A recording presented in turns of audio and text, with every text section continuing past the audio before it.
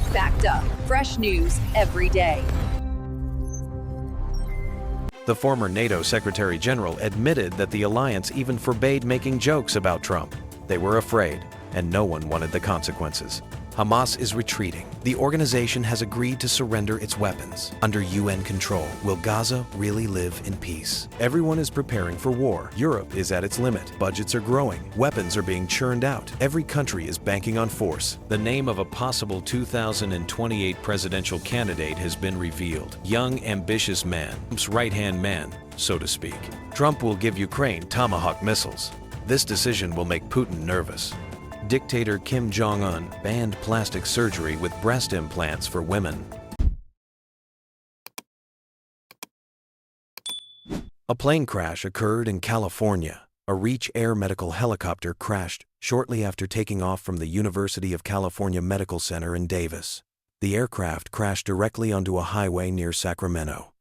There were 3 people on board the pilot and 2 medics.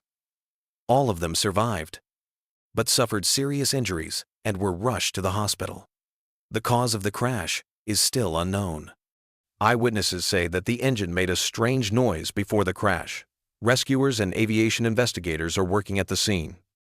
Donald Trump announced on Sunday that U.S. forces had struck another ship suspected of carrying illegal drugs off the coast of Venezuela. In recent weeks, the Navy has supported our mission to blow the cartel terrorists the hell out of the water. You see that? And you know, there are no boats in the water anymore. We can't find any. We're having a hard time finding them. But we're stopping drugs coming into America, if that's okay. We're stopping drugs at a level that nobody's ever seen before. Last year, we lost, I believe, 300,000 people. And that's not talking about the destruction to families. Every one of us knows families that have been destroyed. Speaking at the Norfolk Naval Station, the president made the following statements.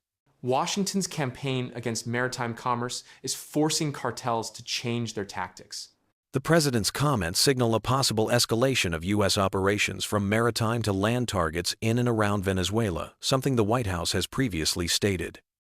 As reported by The Guardian, former NATO Secretary General Stoltenberg said that in 2017 he forbade alliance employees from making jokes about President Trump because he feared devastating consequences. The American people had elected Trump, and we had to respect that. I wanted NATO to establish a good working relationship with him as quickly as possible in order to get him and his administration to take a more positive view of the alliance. Within NATO, self-discipline would be necessary. I made it clear. Exasperated groaning at internal meetings was unacceptable. There would be no eye-rolling at Trump's tweets or public appearances, no mocking laughter over videos, no jokes about golfing or his mannerisms. Zero tolerance was crucial. Just a small group of individuals poking fun can spread through an organization and trickle out, and should it reach Washington that NATO staff were sitting around laughing at Donald Trump, it would be ruinous. Let us recall that a few days earlier, when Donald Trump was gathering American generals, he said publicly, Do anything you want. You can do anything you want. And if you don't like what I'm saying, you can leave the room. Of course, there goes your rank, there goes your future. Looking at this, one cannot help but wonder how well the president can take criticism and how well he understands jokes about himself. What do you think about this? Write your comments below. Meanwhile, the North Korean dictator has finally lost his mind. Kim Jong-un has banned all women from getting breast implants and ordered those who already have them to have them removed.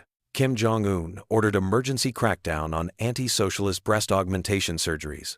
North Korean dictator Kim Jong-un has ordered an emergency crackdown on breast augmentation surgeries, claiming they are anti-socialist, according to a report. Pyongyang City's Ministry of Public Safety issued the emergency orders against the rotten capitalist implants, with perpetrators facing harsh sentences in the dictatorship's labor camps, UK outlet Metro reported.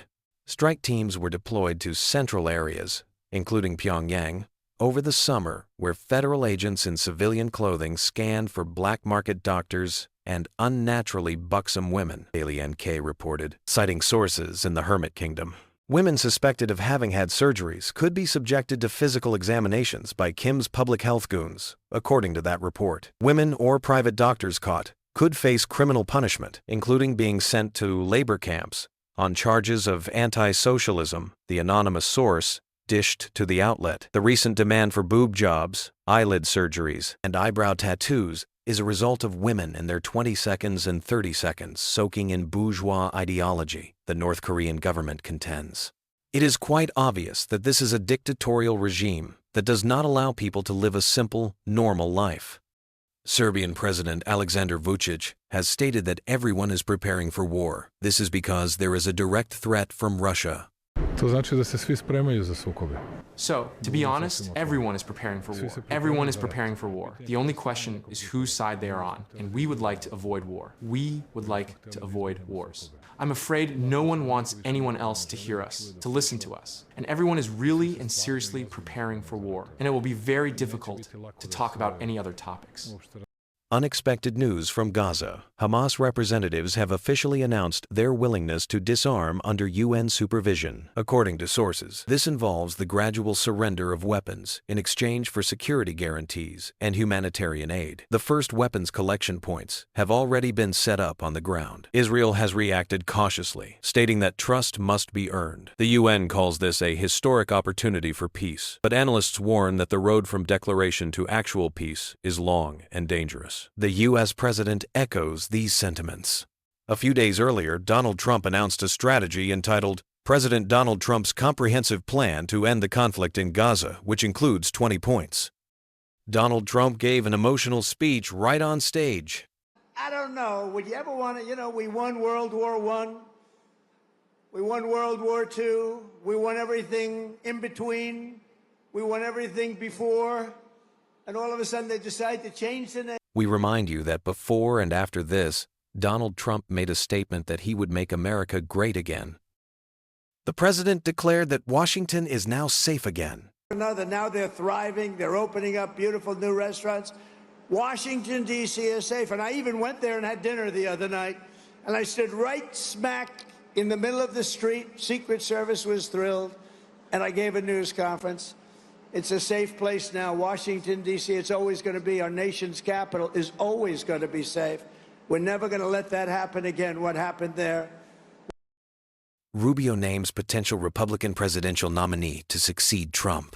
U.S. Secretary of State Marco Rubio has named who will become the next Republican candidate for the U.S. presidency, according to his interview with Fox News. During the interview, the host noted that, according to several sources, U.S. President Donald Trump had named Marco Rubio as a potential successor to lead his MAGA, Make America Great Again movement. In this context, Rubio was asked whether he would run in the 2028 presidential election if Trump wanted him to. However, according to the U.S. Secretary of State, another person will lead the movement. Well, the next Republican nominee, I believe, will be Vice President Vance if he chooses to run, and he's a good friend of mine, and he's doing a great job, Rubio said. He added that they have a great team and that all of them are working for the president. Write your opinion. Who would you like to see as the next president? Someone new or Donald Trump again? Steve, have you made a decision on whether to supply Tomahawk missiles to Ukraine or sell them to NATO and let them sell them to Ukraine? Yeah, I've sort of made a decision, pretty much, if you consider. Yeah, I think I want to find out what they're doing with them. Yes. Where are they sending them, I guess. I'd have to ask that question. That war should never have started, would have never started. Such bad judgment was used there. I think on both sides, by the way. But nobody looks good with the war with Russia and Ukraine. Nobody. That's been a horrible... This week they lost over 7,000 soldiers between the two of them. This is every week they're losing 7,000, 8,000, 5,000. They have a range of like 1,500 miles or something, and so they'd be able to... No, I know. No, I would ask some questions. I want to see what's... I'm not looking to see escalation. Yes. If transferred to Ukraine, the missiles will be purchased from the U.S. and paid for by NATO countries, Axios reported, citing a source close to the Ukrainian government.